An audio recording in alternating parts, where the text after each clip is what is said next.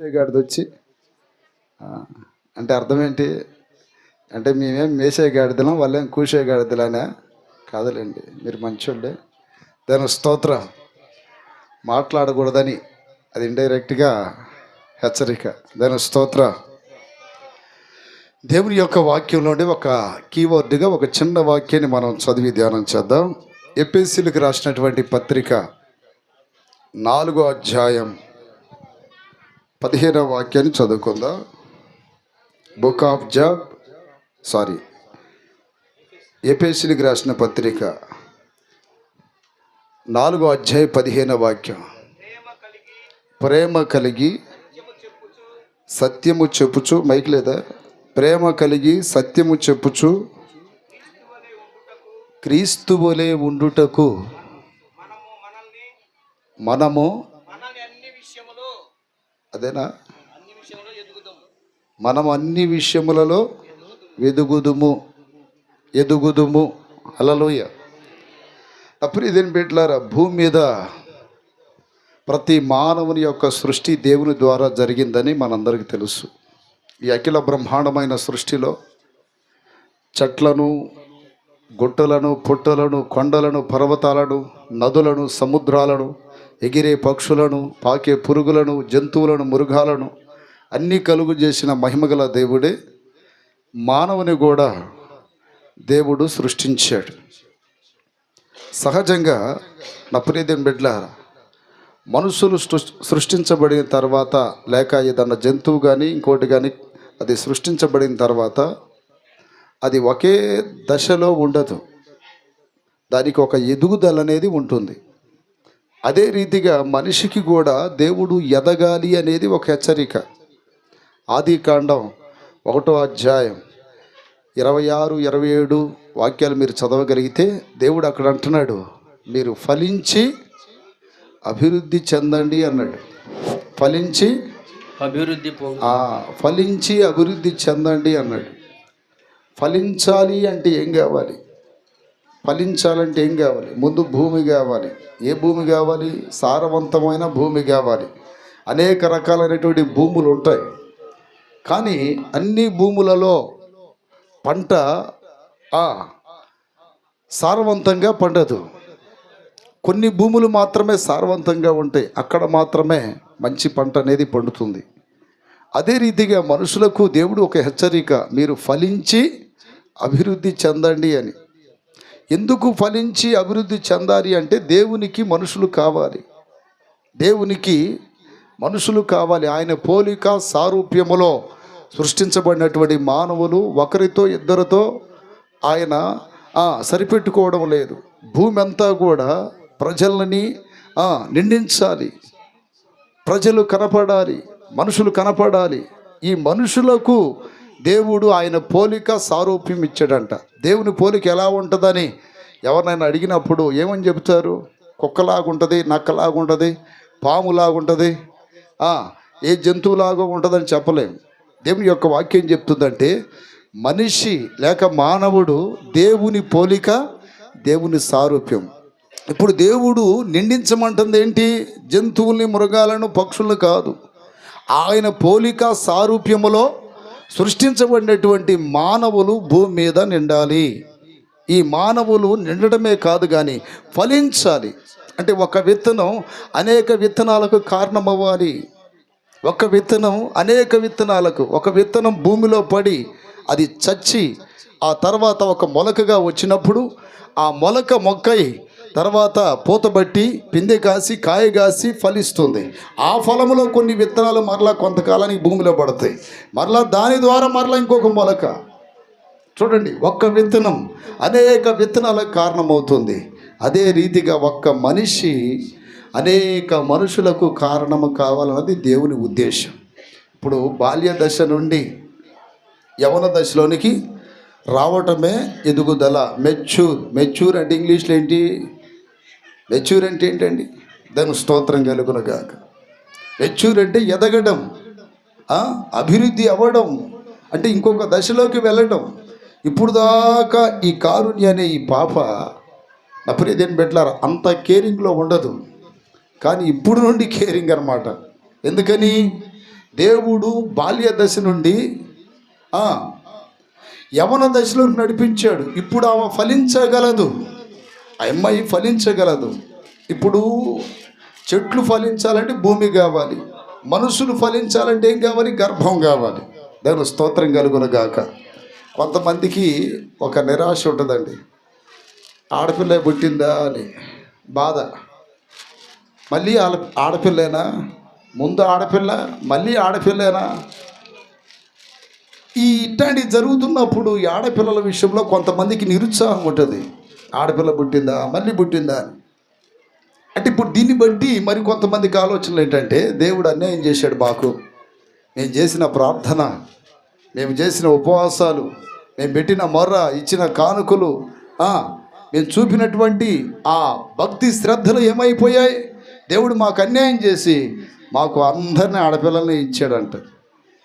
దేవుని దృష్టిలో ఆడపిల్ల మగపిల్లోడని లేదండి అసలుకి. దేవునికి మగపిల్లోడు లేకపోతే అంటే పురుషుడు ఎంత విలువైన వాడో స్త్రీ కూడా అంత విలువైనదే. ఇప్పుడు ఆదాము పుట్టాడని దేవుడు అవన్ చేశాడు అనుకుంటారు చాలామంది. లేదు లేదు, అసలు ఆదాము పుట్టినప్పుడే ఆదాములో 2 భాగాలు. దాని స్తోత్రం కలుగునుగాక. స్త్రీగాను పురుషునిగాను చేశాడని ఆదికాండము 1వ అధ్యాయంలో మీరు చదవగలిగితే అక్కడ రాయబడింది. ఆయన స్త్రీగాను పురుషునిగాను. ఇప్పుడు ఆడపిల్లలు పుట్టినప్పుడు ఏమంటున్నారు? మాకు అన్యాయం చేశాడు దేవుడు అంటారు. దేవుడు అసలు అన్యాయం చేస్తాడా? దేవుడు అన్యాయం చేస్తాడా? యోబు గ్రంథం 34:10లో రాయబడింది. 10-12. దేవుడు అన్యాయము చేయుట అసంభవం. దేవుడు అన్యాయము చేయుట అసంభవం. అంటే ఆడపిల్లలని పొందిన వారంతా కూడా దేవుని చేత అన్యాయం చేయబడ్డారా? కాదు కాదు.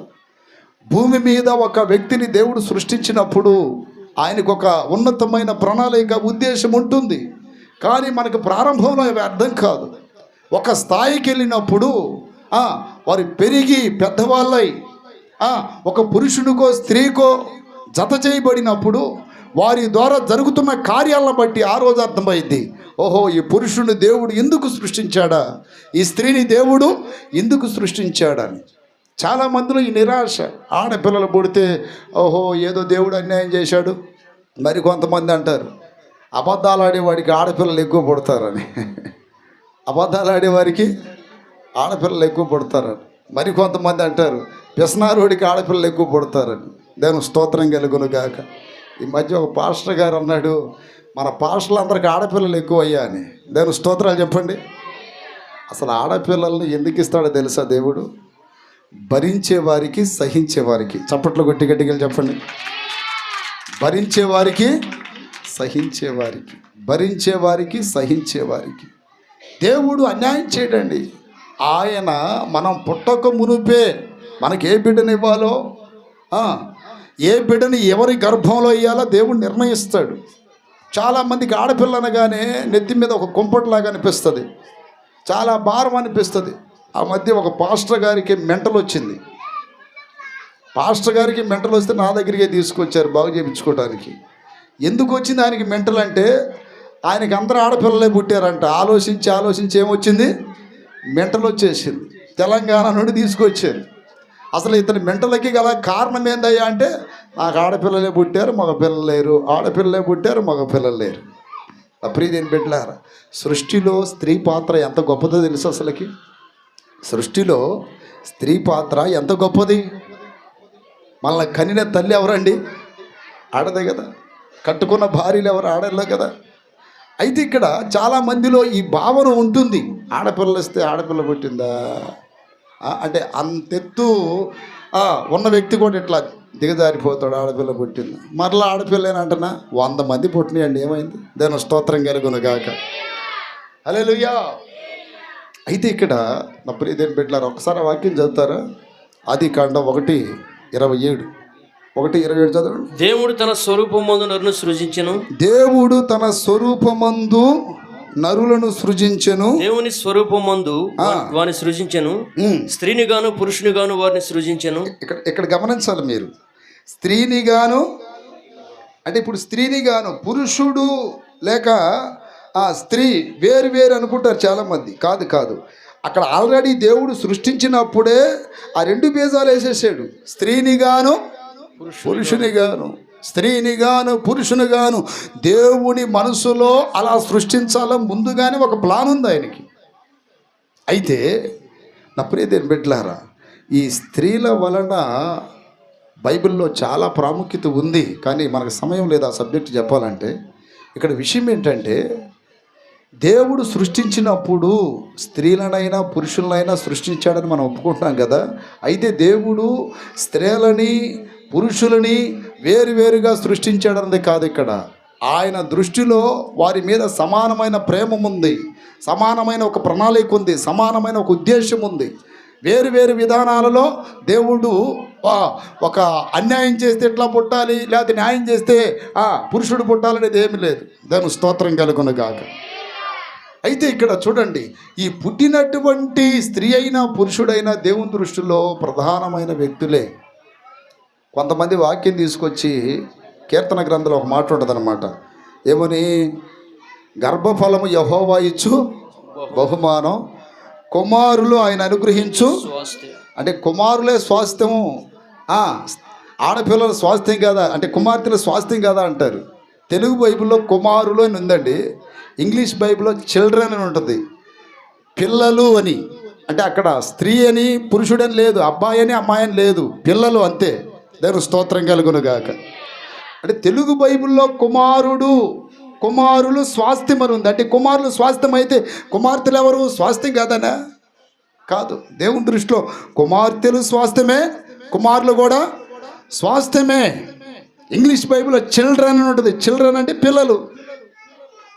అయితే దేవుడు వారికి ఇచ్చినటువంటి విధానములో వారు సృష్టించబడ్డారు కనుక దేవునికి ఒక ప్రణాళిక అనేది ఉంది. ఇప్పుడు కారుని ఆ బాల్య దశ నుండి ఏ దశలోకి వచ్చింది చెప్పండి? యవ్వన దశలోనికి వచ్చింది. ఇప్పుడు దాకా అంత కేరింగ్ లేదు. ఇప్పుడు నుండి కాస్త జాగ్రత్త కలిగి ఉండాలనేది దేవుని యొక్క ఉద్దేశం. ఎహెజ్కేలు గ్రంథంలో ఒక మాట రాయబడిందండి, ఒక మాట చదవండి. ఎహెజ్కేలు గ్రంథం, దేవుని స్తోత్రం కలుగును గాక. 16వ అధ్యాయం 14, 15. 16, 14, 15.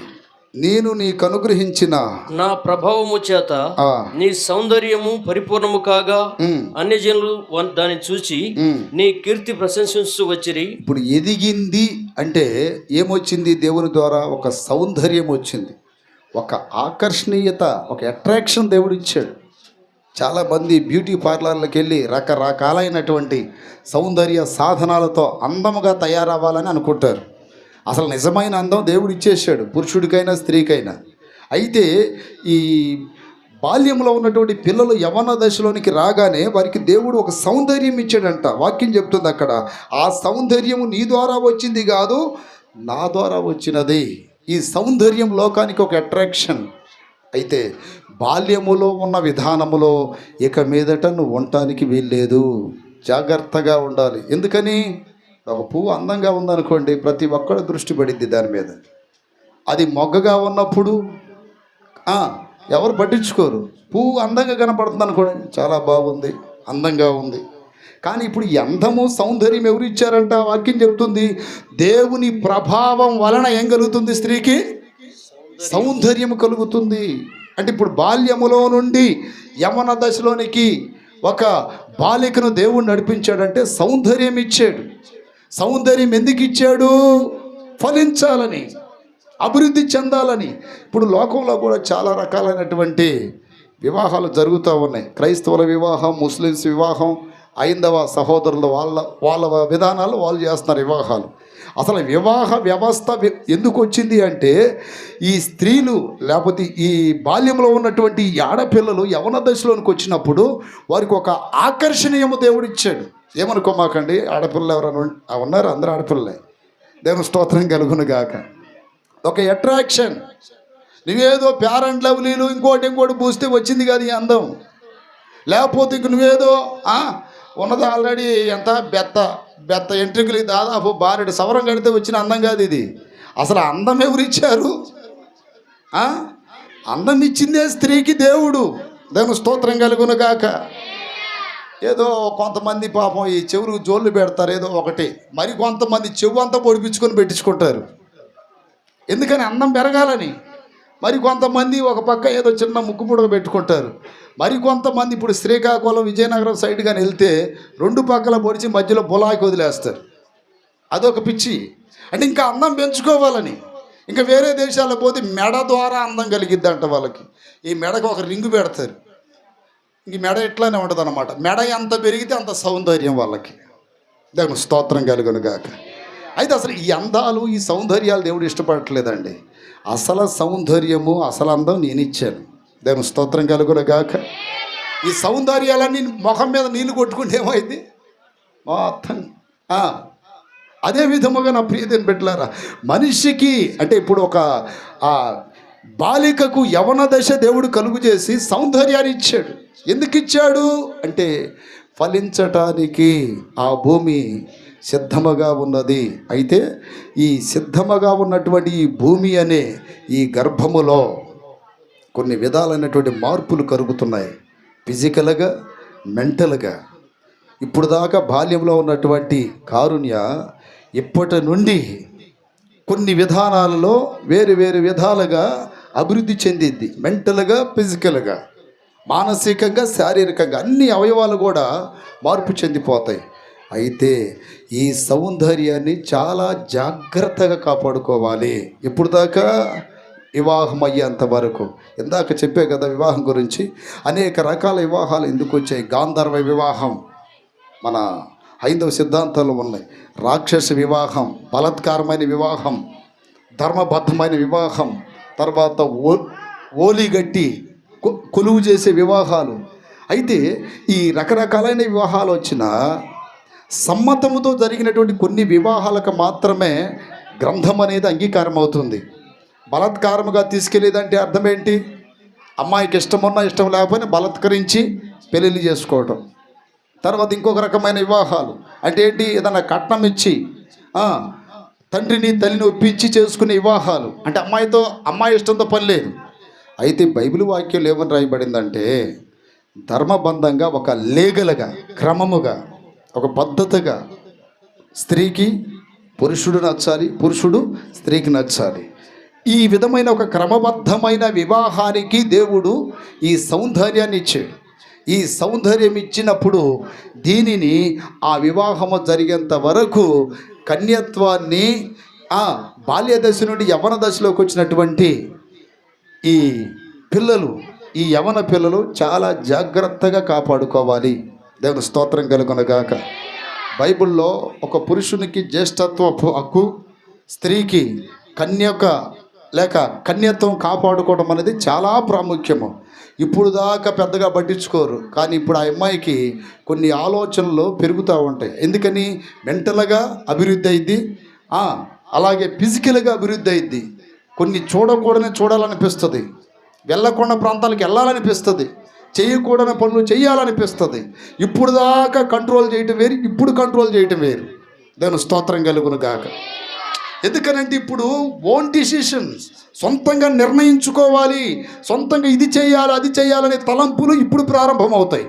అందుకని ఇప్పుడు చాలా జాగ్రత్తగా ఉంటేనే వివాహం అయ్యేంత వరకు ఆ కన్యత్వం అనేది కాపాడబడేది. బైబిల్లో కొంతమంది కన్యకల గురించి రాయబడింది. ఎగ్జాంపుల్ రెబకా గురించి ఏమని రాయబడింది? వివాహం అయ్యేంత వరకు ఏ పురుషుడు ఆమెను కూడలేదు. సౌందర్యవతి, అందగత్తె, కానీ ఏ పురుషుడు కూడలేదు. అంటే అంత జాగ్రత్తగా తల్లి తండ్రి అన్న పెంచారు. తర్వాత ఇంకా కొంతమంది కన్యకల గురించి రాయబడింది. ఎస్తేరు కన్యక, తర్వాత పిలుపు కుమార్తెలు, 9 కుమార్తెలు అంట. 9 కన్యకలే, 9 ప్రవశించేవారని వాక్యంలో రాయబడింది. ప్రవశించే వరము పొందేంత భక్తి వారికి కలగాలంటే నా ప్రియ దేని బిడ్డలారా, మొట్టమొదటిగా వారికి మారు మనసు కలగాలి, రెండోది రక్షణ పొందాలి, మూడోది వారి జీవితం దేవునికి అంగీకారం అయితే వారు పరిశుద్ధాత్మ పొందుతారు. పరిశుద్ధాత్మ పొందిన తర్వాత మహిమగల దేవుడు ఇష్టపూర్వకంగా ఇచ్చే వరమే ప్రవచన వరం. అంటే ఇప్పుడు ఈ 9 కుమార్తెలకు దేవుడు ఏమిచ్చాడు? ప్రవచన వరం ఇచ్చాడు. 9 పిల్లలు, ఆడపిల్లలు కదండి, ఒక అబ్బాయి కూడా లేడు కదా. ఎవరైనా ఒక్కరన్నా ఏదన్నా విషయంలో తప్పిపోవచ్చు కదా. ఏదైనా పనికి వాళ్ళని పనులు చేయొచ్చు కదా? లేదు లేదు. నలుగురు భక్తులు పెరిగారు, నలుగురు ఆత్మ పొందారు, నలుగురు రక్షణ పొందారు, నలుగురు ప్రవచన ఆత్మతో నింపబడ్డారు. దేవుని స్తోత్రం కలుగునుగాక, స్తోత్రం కలుగునుగాక. నా ప్రియదేని బిడ్డలారా, ఈ నలుగురు ఈ రీతిగా పెరగటానికి గల కారణం ఏంటండి? తల్లి తండ్రి పెంపకం, తల్లిదండ్రుల యొక్క ఆ భక్తి విధానాలు, ఆ పిల్లల మీద ఉన్నటువంటి శ్రద్ధ. కొంతమంది ఏం చేస్తారంటే పిల్లల్ని కంటారు, ఇలాంటివి చేస్తారు, పెద్ద పెద్ద విందులు బాగానే ఉంటుంది, కానీ పిల్లల మీద కేరింగ్ ఉండదు. వాళ్ళు ఏం చేస్తున్నారు అర్థం కాదు, గాలి వదిలేస్తారు, అట్లా గాలో దూలో దుమ్ము కొట్టుకుని ఎట్ట కూడా పెరుగుతారని. తప్పండి. ఇప్పుడు నుండి చాలా కండిషన్లు ఉండాలి పిల్లలకి. ఎందుకనంటే ఈ సౌందర్యాన్ని నలిపివేయటానికి, ఈ కన్యత్వాన్ని పోగొట్టడానికి సాతానుడు పలు విధములుగా ఏం చేస్తాడు? ప్రయత్నాలు చేస్తూ ఉంటాడు. 3 ఆయుధాలు ఉపయోగిస్తాడు వాళ్ళ మీద. ఒకటి శరీరాశ, రెండోది నేత్రాశ, జీవపుడంభం. ఇప్పుడు రెబెకా కన్యక, ఎస్తేరు కన్యక, ఫిలిప్పు కుమార్తెల కన్యకలని మనం చదువుకుంటున్నాం. వీళ్ళు కన్యత్వాన్ని వివాహము జరిగేంత వరకు ఎలా కాపాడుకున్నారంటే పరమగీతాలు 1:3 రాయబడింది. ఏమని రాయబడింది? కన్యకలు నిన్ను ప్రేమించుదురు. చెప్పండి అందరూ మాట. కన్యకలు నిన్ను ప్రేమించుదురు. అర్థమైందా? కన్యకలు నిన్ను అంటే దేవుణ్ణి ప్రేమించేటట్టు పిల్లల్ని పెంచాలి, భక్తి నేర్పాలి, వాళ్ళ మీద శ్రద్ధ కలిగి ఉండాలి. అప్పుడు మాత్రమే వారి ద్వారా ఒక ఘనత, గౌరవం వస్తుంది. నా ప్రియదేని బిడ్డలారా, ఆ వాక్యం ఏం రాయబడి చదవండి. కన్యకలు నిన్ను ప్రేమించుదురు. ఏ కాడికి పిల్లల్ని, నా ప్రియదేని బిడ్డలారా, దేవుని ప్రేమించే విధముగా భక్తిలో కొనసాగేటట్టు మనం ప్రోత్సహించాలి, బలపరచాలి, అవసరమైతే గద్దించాలి, ఇంకా తేడా పడితే ఒక దెబ్బ కొట్టనైనా కొట్టాలి. దేవుని స్తోత్రం. కానీ హద్దు మీరిపోయేటట్టు పిల్లల్ని పెంచకూడదు. బైబిల్ గ్రంథంలో హద్దు మీరిపోయింది ఒక కన్యక. పెళ్లి కాకముందు ఒక కన్యక హద్దు మీరిపోయింది. ఎవరో తెలుసా మీకు? దేనా. యాకోబుకి లేయాకి పుట్టినటువంటి సంతానం. యాకోబుకి అనేక మంది కుమారులు, ఒక్కగాని ఒక కూతురుగా దేనా పుట్టింది. ఈ దేనా అంట, నా ప్రియదేని బిడ్డలారా, తల్లికి తండ్రికి చెప్పకుండా ఆ స్త్రీలను చూడటానికే రాయబడింది. ఆదికాండం 34వ అధ్యాయంలో అండి. ఒకసారి చదువుతారు అది. దానికి స్తోత్రం కలుగునుగాక. లేయా యాకోబుకు కని కుమార్తె దేనా, యాకోబుకు కనిన దేనా ఆ దేశపు కుమార్తెలను చూడవెళ్ళెను. చూడండి, ఆ దేశపు కుమార్తెలు అంటే ఎవరు? వీళ్ళు అన్యులు, భక్తి లేనివారు, ప్రార్థన లేనివారు, వాక్యం తెలియని వారు, దేవుని యొక్క పరిశుద్ధత, పవిత్రతలు, కట్టడలు, విధులు, శాసనాలు తెలియనటువంటి పిల్లలు ఆ దేశపు కుమార్తెలు చూడటానికి పోయిందంట. ఎవరి ఇల్లు చెప్పండి. ఈ రోజున మీ పిల్లలు, నా ప్రియదేని బిడ్డలారా, ఎటు పోతున్నారు మీరు గమనించాలి. మా పిల్లలు కాలేజీలో చదువుతున్నారు, బీటెక్ చదువుతున్నారు, ఎంటెక్ చదువుతున్నారు, ఎంబీఏలు చదువుతున్నారు, గొప్ప చదువులు చదువుతున్నారని గొప్పగా చెప్పుకుంటున్నారు. ఆ పిల్లలు ఏం చేస్తున్నారో కూడా మీరు తెలుసుకోవాలి, ఏం చేస్తున్నారో కూడా తెలుసుకోవాలి. ఈ రోజున సాతానుడు చాలామంది హృదయాలలో ఈ ప్రేమ అనే ఈ పనికిమాలిన విత్తనము నాటితే, తల్లిదండ్రులు కని పెంచి అహర్నిశలు కష్టపడి చదివించి ఎన్నో రకాలుగా వారిని చదివిస్తే చివరికి తల్లి మాట వినరు, తండ్రి మాట వినరు. నువ్వు నేను, చెప్పండి, నువ్వు నేను అంటే ప్రేమించినోడు, ప్రేమించిన అమ్మాయి, ఇంకెవ్వరితో పని లేదు, నువ్వు నేను. అప్పుడు దాకా తల్లి తండ్రి అందరు అవసరం. ఇప్పుడు నువ్వు నేను. మీరు విత్తనాలు వేయక మునపే సాతానుడు విత్తనాలు వేసేసాడు. అర్థమైంది మీకు? ఇక్కడ దేనా కూడా హద్దు మీరిపోయిందంట. అంటే ఎందుకని? అనేక మంది కుమారులు కదా ఎంతో గారాభంగా పెంచారు. హద్దు మీరిపోయినప్పుడు ఒక దేశపు రాజుగారి యొక్క కుమారుని చేత బైబిల్లో రాయబడింది, చెరపబడిందంట. చెరపబడిన కన్యకగా మార్చబడింది చరిత్రలో. రెబెకా పురుషుణ్ణి ఎరగని కన్యకగా పిలువబడితే, ఫిలిప్పు కుమార్తెలు పరవశించువారు అనబడుతున్నటువంటి భక్తి గలి కన్యకలుగా నిలబడితే, ఎస్తేరు ఒక మహారాణిగా, ఒక పవిత్రమైన కన్యకగా నిలబడితే, ప్రపంచ చరిత్రలో, బైబిల్ చరిత్రలో ఒక హీనమైన కన్యక ఎవరయ్యా అంటే దేనా గురించి రాయబడింది. ఇంకా ఆమె జీవితంలో వివాహం కూడా అవ్వలేదండి. చెరపబడిన కన్యక.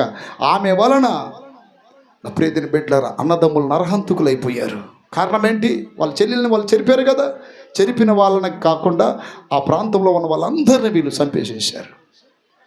అంటే ఒక ఆడపిల్ల హద్దు మీరితే ఎన్ని జరగరాని కార్యాలు జరుగుతున్నాయో చూడండి. ఇప్పుడు ఈ ఆడపిల్ల హద్దు మీరి ఇల్లు దాటిపోయింది, అవతల ఒక రాజుగారి యొక్క కుమారుని యొక్క దృష్టి పడింది, వాడు చెరిపేశాడు, మన భాషలో రేప్ చేశాడని చెప్పాలి. సరే వదిలిపెట్టాడా? వదిలిపెట్టలే. ఆ తర్వాత ఎక్కడుంది అని ఎదిగితే పలానా చోట ఉందని తెలిసింది. వాళ్ళు ఏమంటారు, మీ అమ్మాయిని మాకు ఇస్తారా, ఇట్లా అని మాట్లాడితే, మా అమ్మాయిని మీకు ఇవ్వాలంటే మీరు సున్నతి పొందాలి అన్నారు. ఆ తర్వాత అందరూ ఆ అమ్మాయిని ఎట్లయినా వాళ్ళు కోడలుగా చేసుకోవాలని రాజ్యంలో ఉన్నటువంటి అందరి చేత సున్నతి చేయించి అందరూ సున్నతి పోయినటువంటి ఆ బాధలో గాయాలతో ఉంటే ఆ అమ్మాయి యొక్క అన్నలు ఇద్దరు వెళ్ళి అందరినీ చంపేసేసారు. చూసారా, ఆడపిల్ల హద్దు మీరితే ఎన్ని జరగరాని కార్యాలు జరుగుతున్నాయో. అందుకని నా ప్రియదేని బిడ్డలారా, యవ్వన దశ అనేది బాగుపడటానికి చెడిపోవటానికి ప్రధానమైన వయసు. అది దేని స్తోత్రం కలుగునగాక. ఎంతమందికి అర్థమైంది మాట? బాగుపడటానికి చెడిపోవటానికి. పిలుపు కుమార్తెల వలన పిల్లలు పెరగాలి అంటే వాక్యం చెప్తుంది, కన్యకులు ఆయనను ప్రేమించాలి, ప్రేమించే తట్టు మీరు ప్రోత్సహించాలి, గద్దించాలి, బుద్ధి చెప్పాలి. ఎందుకనంటే ఇప్పుడు దాకా వారికై వారు ఏ నిర్ణయం చేసుకోలేదు, ఇప్పుడు యవ్వన దశలోకి అడుగు పెట్టారు కదా, వాళ్ళకై వాళ్ళు ఆలోచించే జ్ఞానం వచ్చేస్తుంది, వారికై వారు నిర్ణయం తీసుకునే ఆ జ్ఞానం వచ్చేస్తుంది, వాళ్ళకై వాళ్ళు ఎక్కడికైనా వెళ్ళాలనే తలంపులు వచ్చేస్తాయి, వాళ్ళకు కొన్ని కోరికలు ఆశలు పడతాయి. ఇప్పుడు జాగ్రత్తగా కాపాడగలిగితే దేవుని దృష్టిలో చాలా ఇష్టమైనటువంటి దేవుడు చాలా ఇష్టపడి కోరుకునేటువంటిది ఏంటంటే కన్యత్వం. అందుకని కొరింథీయులకు రాసిన 2వ పత్రిక 11వ అధ్యాయం 2-3 వాక్యాల్లో అపోస్తుడైన పౌలు సంఘమును గురించి కూడా చెప్తూ ఉన్నాడు. ఏమని చెప్తూ ఉన్నాడు? ఒక్కడే పురుషునికి ప్రధానము చేసి తిని, అదేనా? నేనైతే చదవండి. దేవాశక్తితో 11:2 దేవాసక్తితో మీ ఎడల ఆసక్తి కలిగి ఉన్నాను. దేవాసక్తితో మీ ఎడల ఆసక్తి కలిగి ఉన్నాను. ఎందుకనగా పవిత్రురాలైన కన్యకనుగా. ఏ కన్యకగా చెప్పండి? పవిత్రురాలైన కన్యకగా. ఒక్కడే పురుషునికి అనగా క్రీస్తుకు సమర్పింపవాలని. ఇక్కడ జాగ్రత్తగానండి, కన్యక వేరు, పవిత్రురాలైన కన్యక వేరు. కన్యక అంటే సహజంగా పెళ్లి గారి అమ్మాయిలను అందరిని ఏమంటారు చెప్పండి? కన్యక అంటారు. కానీ పవిత్రమైన కన్యక అంటే ఏంటి? పెండ్లి కాకుండా కన్యకగా ఉండి తప్పులు చేసి కన్యకగా పిలువబడవచ్చు, కానీ ఏ తప్పు చేయకుండా పవిత్రముగా పిలువబడుతూ ఒక నిర్దోషమైన కన్యకగా, పాపం అంటే ఎరగని కన్యకగా పిలువబడే వాళ్ళకి మాత్రమే ఈ మాట వర్తిస్తుంది. వాక్యంలో అపోస్తుడైన పౌలు సంఘంతో చెప్తున్నాడు, మిమ్ములను పవిత్రమైన కన్యకగా ఒక్కడే పురుషుడు అనబడుతున్న క్రీస్తునికి సమర్పింపవలనని మిమ్మల్ని ప్రధానము చేసి తిని. సంఘము కూడా కన్యకగా ఉండాలి. శరీరాశ, నేత్రాశ, జీవపుడంబమనే ఇహ సంబంధమైన మాలిన్యం అంటకుండా దేవుని యొక్క వాక్యము చేత, ఆత్మ చేత, యేసు రక్తము చేత, యేసు నామములో పవిత్రపరచబడి దేవుని ఎదుట రేపు నిలబడే శక్తి కలిగినటువంటి, దేవుడు ఇష్టపడే. ఎస్తేరు అహస్వరోసు రాజు దగ్గరికి తీసుకొని రాబడినప్పుడు ఆ రాజు దయ తలిచాడంట, కన్యక మీద ప్రేమించాడంట, ఇష్టపడ్డాడంట. రేపు కన్యక కనబడుతున్నటువంటి సంఘము కూడా ప్రభు ఎదుట నిలబడాలి, ప్రభు ఎదుట నిలబడాలి. ప్రభు నాకు ఇష్టమే అని ప్రభు మన మీద దయ తలసి ప్రేమ చూపించి ఆయన మనల్ని పరిణయం ఆడాలి, వివాహం చేసుకోవాలి. అతి త్వరలో అది జరగబోతూ ఉంది. నా ప్రియదేని బిడ్డలారా, లోకంలో మనుషులు కన్యత్వాన్ని ఎట్లా కోరుకుంటున్నారో దేవుడు కూడా కన్యత్వాన్ని కోరుకుంటున్నాడు. పవిత్రమైన కన్యకలుగా మారాలని. ఈ లోక మాలిన్యము ఏ దేవుని బిడ్డక అంటకుండా పవిత్రమైగా దేవుని కొరకు బ్రతకాలని దేవుడి యొక్క అభిష్టమైనది. దేవుని స్తోత్రాలు చెప్పండి గట్టిగా, స్తోత్రాలు చెప్పండి గట్టిగా. అంటే భౌతికమైనటువంటి విషయాలు ఆధ్యాత్మికమైనటువంటి విషయాలకు దేవుని యొక్క వాక్యము పోల్చి మాట్లాడుతుంది. బైబిల్ ఎప్పుడు కూడా ఒక శరీర అర్థాలతోనే మాట్లాడుతూ, లోకములో కన్యకలకి కన్యత్వం ఎంత ప్రాముఖ్యమో లోకమాలిన్యం అంటకుండా సంఘానికి కూడా ఒక వధువ సంఘము లేక కన్యకైన సంఘంగా మారటం దేవుడు ఇష్టపడుతున్నాడు. అందుకని అన్ని విషయాలు ఏం కావాలంట? ఎదగాలి. ఏ విషయాలు ఎదగాలి? ఇంతకుముందు ఎటు చూసినా ఎవరిని చూసినా ఏ ప్రాబ్లం లేదు, ఇప్పుడు చూడకూడదు. ఇంతకుముందు ఎవరితో మాట్లాడినా ప్రాబ్లం లేదు, ఇప్పుడు కన్యకగా మారిన తర్వాత ఇప్పుడు మాట్లాడటానికి వీల్లేదు. ఇంతకుముందు ఎక్కడికి వెళ్ళినా ప్రాబ్లం లేదు, ఇప్పుడు ఎక్కడికి వెళ్ళటానికి వీల్లేదు. అంటే కొన్ని హద్దులు అనేది నియమించుకోవాలి, నియమించుకోవాల్సింది ఎవరు? కన్యకలు. నియమించాల్సింది ఎవరు? తల్లిదండ్రులు. కాబట్టి నా ప్రియమైన బిడ్డలారా, ఆ రీతిగా బిడ్డ పెరగాలని, దేవుళ్ళు ఎదగాలని, ఫలించాలని, అలాగే శరీరము కూడా బలపడాలి. ఎందుకంటే కొన్ని బలహీనతలు వచ్చే సమయం ఇది. దేవుడు అన్ని అవయవాలు పుష్టిగా ఎదగటానికి, ఆత్మీయంగా భక్తిగా ఉండటానికి, దేవుళ్ళు ఫలించి అభివృద్ధి చెందటానికి దేవుని యొక్క మహిమగల కృప బిడ్డ మీద ఉండాలని అందరం పైకి లేచి ఒక చిన్న ప్రార్థన చేద్దాం. తీసుకుంటాం. స్తోత్రం, స్తోత్రం, స్తోత్రం. కారుణ్య కొరకు మనం ప్రార్థన చేద్దాం. హల్లెలూయా, హల్లెలూయా, హల్లెలూయా, హల్లెలూయా, హల్లెలూయా, హల్లెలూయా, హల్లెలూయా, హల్లెలూయా, హల్లెలూయా, హల్లెలూయా.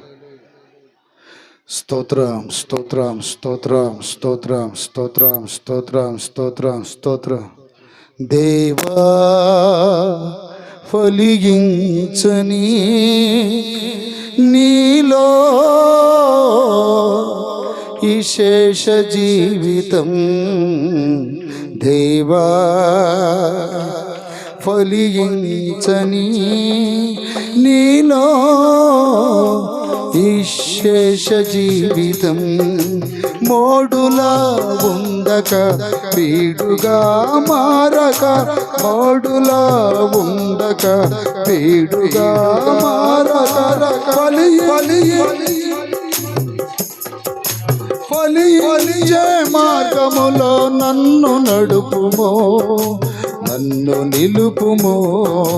ఫలించే మార్గములో నన్ను నడుపుమో, నన్ను నిలుపుమో.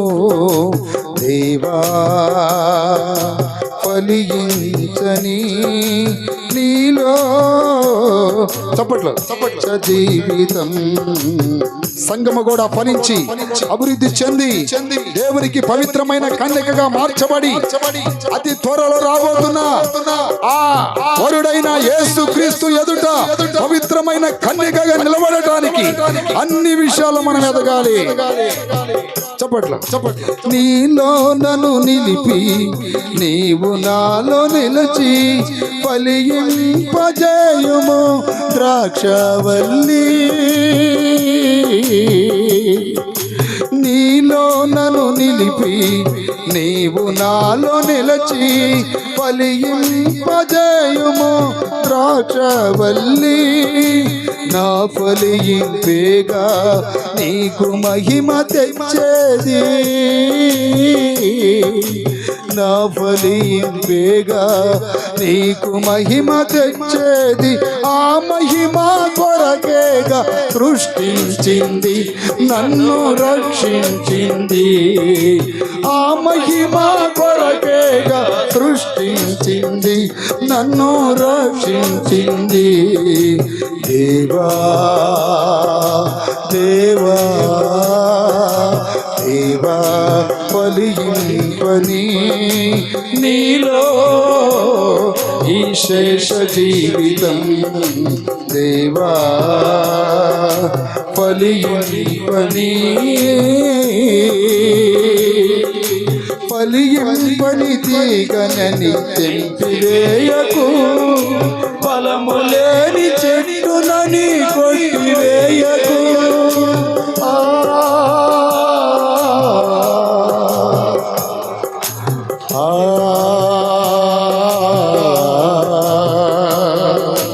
ఫలింపని తీగనని తెంపివేయకు, ఫలములేని చెట్టునని కొట్టివేయకు.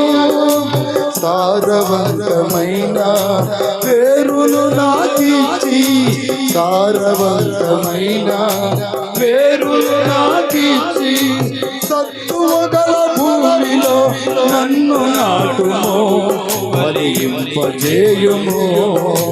సత్తువగల భూమి భూమిలో నన్ను నాటుమో ఫలింపజేయుమో దేవా దేవా దేవా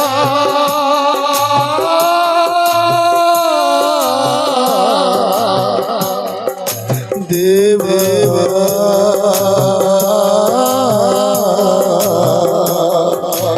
ఆత్మవర్షము నాపై కురిపించుము సమృద్ధి జీవము నా కొసగుము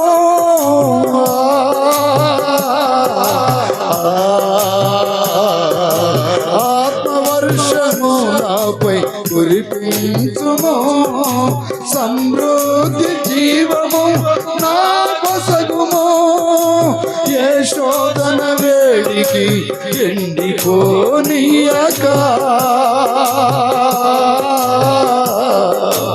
ఏ శోధన వేడికి ఎండిపోనీయక నీటి మూటల యొద్ద నన్ను నాటుకో జీవింపజేయుమో నీటి మూటల యొద్ద నన్ను నాటుమో ఫలింపజేయుమో నీటి యోటల యొద్ద నన్ను నాటుమో ఫలింపజేయుమో నీటి యోటల యొద్ద ఆమేన్ ఫలింపజేయుమో దేవా దేవా స్పీడ్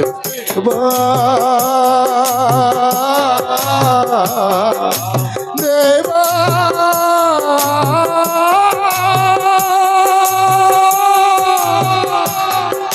దేవా